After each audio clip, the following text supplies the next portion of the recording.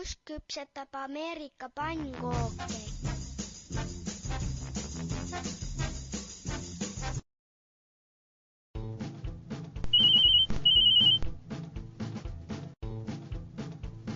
Tead, Ellen, ma sain just uue kokaraamatu postist kätte. Mõtlesin, et tulen koos Johannaga sinu juurde seda vaatama. Tule jah, Juta. Mõtlesingi õhtuks midagi head küpsetada. Tere! Tere, kõik see pere! Emme,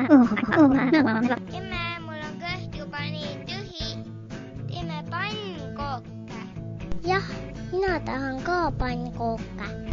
Maasika. Vaadake, mis mina leidsin. Näe, proovime Ameerika pannkooke. Proovime jah. Hakkame siis kohe tegema. Nii, vaatame, mis retseptis kirjas on. Tahan ka aidata. Ei, hoopis mina aitan. Küpsetamine on sidrukute asi. Voh! Rahu nüüd. Pange põlled ette ja mõlemad aitate. Sina, Johanna, sega munakollased, jahu ja küpsetuspulber taignaks. Ja sina, Juss, lööd munavalget soolaga vahtu.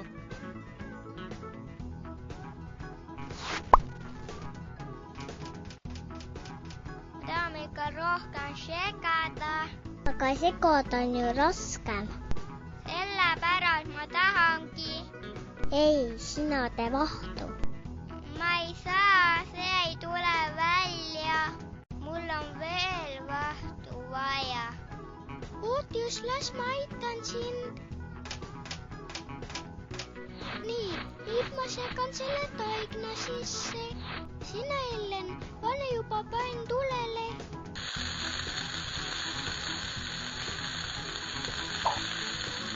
Lapsed, katke teie laud ära. Mitu taastikut ma panen, kas 5? Pane 4. Isa tuleb täna hiljem. Oi, aga see on ju soolane. See ei ole üldse pannkoogi moodi. See on nagu omlett. Pane moosi peale, siis on magus. Kuule, Juta, kas me suhkrut ei pannudki? Ei pannud jah, selle retseptis ei olnudki suhkrut. Need on ju Ameerika pannkoogid. Mulle küll maitsevad. Jaa, mulle ka.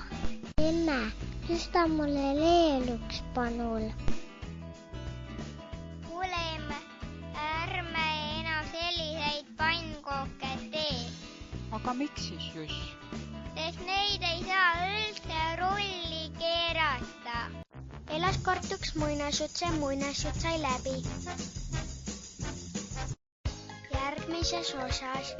Issi, need saapad enam ei lähe mul üldse jalga. Tohoh, ei lähegi. Aga kuidas kombega lood on?